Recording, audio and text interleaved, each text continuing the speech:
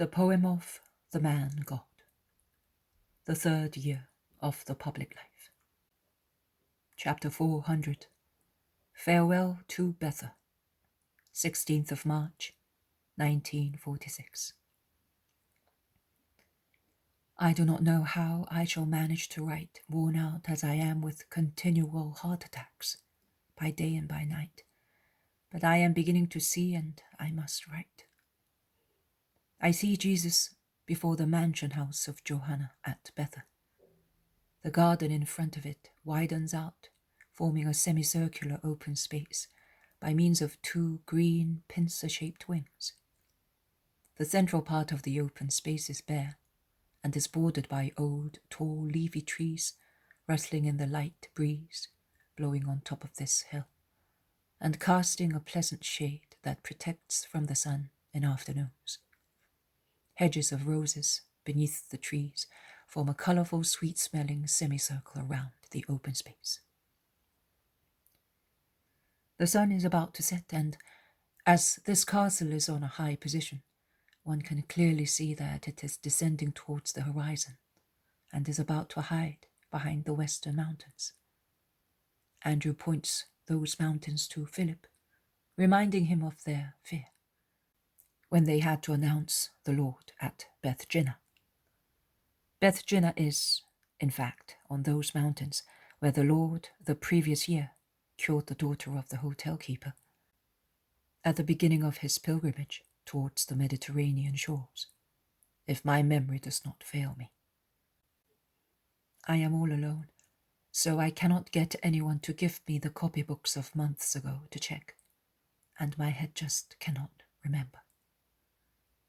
All the apostles are present. I do not know what happened when Jesus and Judas met. Apparently, everything went very well, because I do not see any standoffishness or excitement in anybody. And Judas is free and easy and cheerful, as if nothing had happened. In fact, he is very kind also to the most humble servants, which is most unusual of him, particularly when he is upset. Eliza is still here, and also Anastasika, who has certainly come here with the apostles and Eliza's maidservants. And there is Cusa, who is very ceremonious and is holding Matthias by the hand. Johanna is near Eliza, and little Mary is beside her. Jonathan is behind his mistress. Jesus is protected from the sun, which is still shining on the western side of the house, by a tent that has been stretched out on ropes and poles like a canopy. All the servants and gardeners of Bether, including casual labourers from the village, which comes under the castle, are before Jesus. They are in the shade of the leafy trees of the semicircle, protected from the sun, and are standing in silence, lined up, awaiting the blessing of the Master, who seems to be on the point of departing and is only waiting for sunset to indicate the end of the Sabbath. Jesus is now speaking to Cusa a little aside. I do not know what he is saying to him, because they are speaking in low voices. But I see that Cusa is lavish in bows and protestations, and presses his right hand against his breast, as if to say, "Upon my word, you may rest assured that as far as I am concerned," etc. The apostles have gathered discreetly in a corner, but no one can prevent them from watching, and if Peter and Bartholomew are watching with the simple naturalness of people who are already somehow aware of the situation, the others, and particularly James of Alphaeus, John, Simon and Andrew, appear to be anxious and sad, while Judas of Alphaeus looks upset and severe. The Iscariot is the only exception, as he wishes to appear free and easy, whereas he watches more keenly than the others, and he seems to be anxious to make out, from the gestures of their hands and from their lips, what Jesus and Cusa are saying. The women disciples are also watching silently, and respectfully, and Johanna smiles unintentionally, a somewhat ironical smile in its sadness, and she seems to be pitying her husband when Cusa, raising his voice at the end of the conversation, declares, "My debt of gratitude is such that in no way will I ever be able to free myself from my obligation. I therefore give you what is dearest to me, my Johanna. But you must understand my provident love for her. Herod's wrath, her self-defense. They would have given vent to their anger by taking reprisals upon our property and our influence. And Johanna is accustomed to these things. She's delicate. She needs them. I protect her interests. But I swear to you that now that I am sure that Herod will not be angry at me, as if I were an accomplice of his enemy, although his servant, I will do nothing but serve you with perfect joy, granting complete freedom to Johanna." "Very well. But remember that to barter eternal goods for a fleeting human honor is like bartering one's birthright for a dish of lentils, and it is even much worse." The women disciples have heard the words. The apostles have also heard them. And while most of them consider it an academic speech, Judas of Kerioth perceives a special purport, and he changes colour and countenance, casting a frightened, angry glance at Johanna. I realize that so far Jesus has not spoken of what happened, and that only now Judas begins to suspect that his trick has been found out. Jesus addresses Johanna, saying, "Well, let us make our good disciple happy. As you wished, I will speak to your servants before leaving."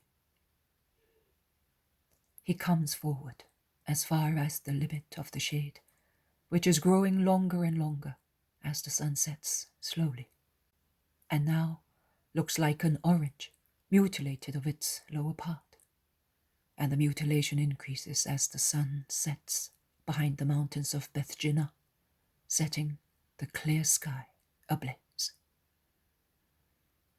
"My beloved friends Cusa and Johanna, and you, her good servants, who have known the Lord for many years through the words of my disciple Jonathan, and through Johanna's, since she has been my faithful disciple. Listen.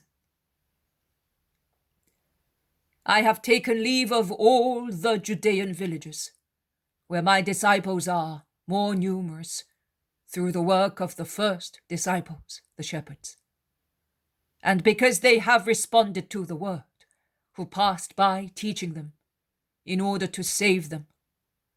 I am now taking leave of you, because I will never come back to this Eden, which is so beautiful, not only because of the rose bushes and peace reigning here, not only because of the excellent mastery which is sovereign here, but above all, because you believe in the Lord and you live according to his word. A paradise, yes. What was the paradise of Adam and Eve?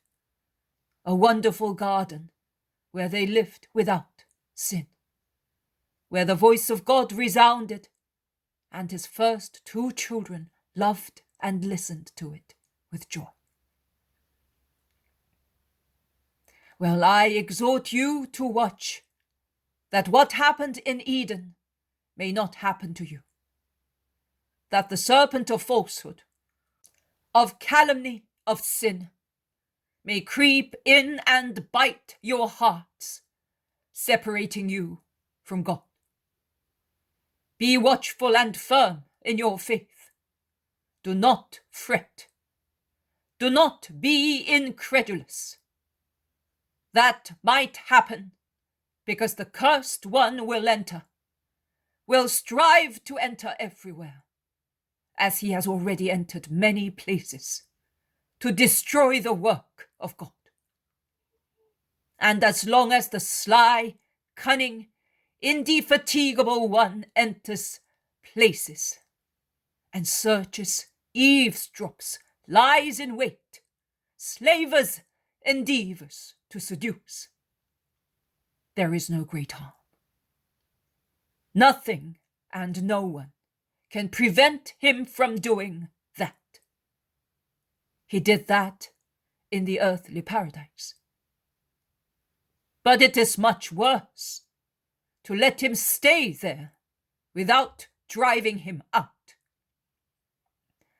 The enemy who is not chased away ends up by becoming the master of the place as he settles there and builds his defensive and offensive structures. Pursue him at once. Put him to flight using the weapons of faith, charity, hope in the Lord. But the greatest evil, the supreme evil, is to let him live not only undisturbed amongst men, but to allow him to penetrate inside from the outside, and let him build his nest in the hearts of men. Oh, then, and yet many men have already received him in their hearts against the Christ. They have welcomed Satan with his wicked passions, driving away the Christ. If they had not yet known Christ in all his truth, if their knowledge of him had been only superficial, as wayfarers know one another, when they meet by chance on a road, looking very often at one another just for a moment, people unknown to one another who meet for the first time and last time, at times exchanging only few words to inquire about the right road, to ask for a pinch of salt, for tinder to light a fire, or a knife to cut some meat. If such were the knowledge of the Christ in such hearts, which today, and even more tomorrow, drive the Christ away more and more, to make room for Satan, they might still be pitied and treated mercifully, because they did not know the Christ. But woe to those who know me for what I really am, who have been nourished with my word and my love, and now drive me away, receiving Satan who allures them with false promises of human triumphs, the reality of which will be eternal damnation. You who are humble and do not dream of thrones and crowns, who do not seek human glory, but the peace and triumph of God, his kingdom, love, and eternal life, and nothing else. Do not imitate them. Be vigilant. Keep free from corruption. Be strong against insinuations, against threats, against everything. Judas, who has realized that Jesus knows something, has become livid with anger. He darts angry looks at the Master and at Johanna. He withdraws behind his companions, as if he wished to lean against the wall. In actual fact, he does so to conceal his disappointment. After a short interruption, which serves to separate the first part of his speech from the second one, Jesus goes on. He says, "There was once Naboth, a Jezreelite, who had a vineyard close by the palace of Ahab, king of Samaria. It was the vineyard of his ancestors, therefore most dear and almost sacred to him, as it had been bequeathed to him by his father, who had inherited it from his father, who in turn had received it by inheritance from his father, and so on. Generations of relatives had worked hard in that vineyard to make it more flourishing and beautiful. Naboth was very fond of it. Ahab said to him, "Give me your vineyard that is near my house, as I want to use it as a vegetable garden for myself and my family. In exchange for it, I will give you a better vineyard, or if you prefer, I will give you its worth in money." But Naboth replied, "I am sorry to disappoint you, king, but I cannot satisfy your request. I received that vineyard by inheritance from my ancestors, and it is sacred to me. God forbid that I should give you the inheritance of my ancestors." Let us meditate on that reply. It has been meditated on too little, and by too few Israelites. Those whom I mentioned before, the majority of people who are inclined to drive away the Christ to welcome Satan, do not have much respect for the inheritance of their ancestors. And provided they get much money or a great deal of land, that is, honors and the certainty that they will not be easily supplanted, they agreed to give away the inheritance of their ancestors.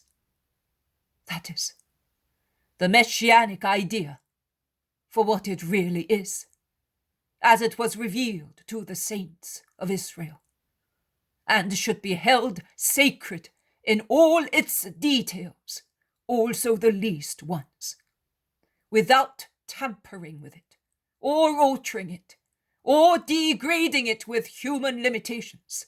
How many barter the bright messianic idea, entirely holy and spiritual, for a puppet of human regality, which they agitate as a bugaboo to injure and curse authorities and truth. I, mercy, do not go to the extent of anathematizing them with the dreadful maledictions of Moses against the transgressors of the law. But behind mercy there is justice. Let everybody bear that in mind. I, as far as I am concerned, remind them. And if there is anyone present here, let him accept my warning with good grace. I remind them of other words of Moses, addressed to those who wanted to count more than God had decided for them. Moses said to Korah, Dathan, and Abiram, who said that they were equal to Moses and Aaron, and rebelled against being considered only as the sons of Levi among the people of Israel. Tomorrow, the Lord will reveal who is his, who are the consecrated men that he will allow to come near him. Those he allows to come near him are the ones he has chosen. Put fire in your censers and incense on the fire before the Lord, and come, you and your followers, with Aaron. And we shall see whom the Lord chooses. You take too much on yourselves, sons of Levi. My good Israelites, you know how God answered those who wanted to extol themselves too much, forgetting that God only allots positions to his children, electing them with justice to the right position. I also must say, there are some who wish to exalt themselves too much, and they will be punished, so that good people will understand that they cursed the Lord.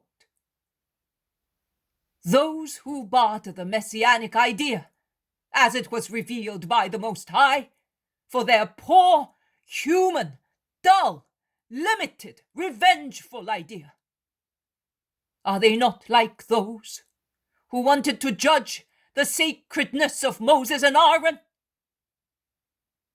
Do you not think that those who want to take initiatives of their own, proudly stating that they are better than gods, so that they may attain their object and have their poor plans accomplished, do you not think that they want to exalt themselves too much and pass illegally from the stock of Levi to the stock of Aaron?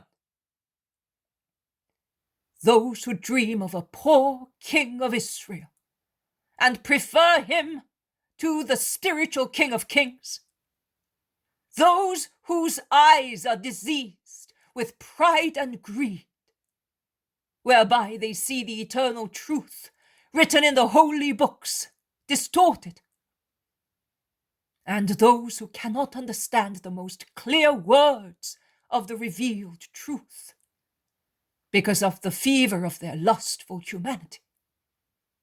Are they not the ones who barter the heritage of the whole race, the most sacred heritage, for a worthless nothing? But if they do so, I will not barter the inheritance of the Father and of our ancestors, and I will die faithful to the promise, which has been alive since there was the need for redemption. And I will be faithful to the obedience which has always existed, because I have never disappointed my Father, and I will never disappoint him for fear of death, however dreadful death may be. Let my enemies produce false witnesses. Let them feign zeal and perfect practices. That will not change their crime or affect my holiness. But he and those who, after corrupting him, have become his accomplices, think that they can take possession of what is mine, will find dogs and vultures feeding on their blood and bodies on the earth, and demons feeding on their sacrilegious deicide souls in hell. I told you that so that you may know, so that everybody may know, so that who is wicked may repent while he is still in time, imitating Ahab, and who is good may not be upset in the hour of darkness. Goodbye, children of Bether. May the God of Israel always be with you, and may redemption let dew descend on a clear field, so that all the seed sown in your hearts by the Master, who loved you even unto death, may germinate. Jesus blesses them and watches them go away slowly. The sun has set. Only a red hue, which slowly fades into violet, remains as remembrance of the sun. The Sabbath rest is over. Jesus can leave. He kisses the little ones, greets the women disciples and Cusa. And when he's near the gate, he turns round again and says in a loud voice, so that everybody may hear, I will speak when I can to those people, but you, Johanna, do the necessary to let them know that I am the enemy of sin only, and the king of the spirit. And remember that too, Cusa, and be not afraid. No one must be afraid of me, not even sinners, because I am salvation. Only those who are unrepentant unto death must fear the Christ, who will be judge after being infinite love. Peace be with you. And he is the first to go out and begin to descend.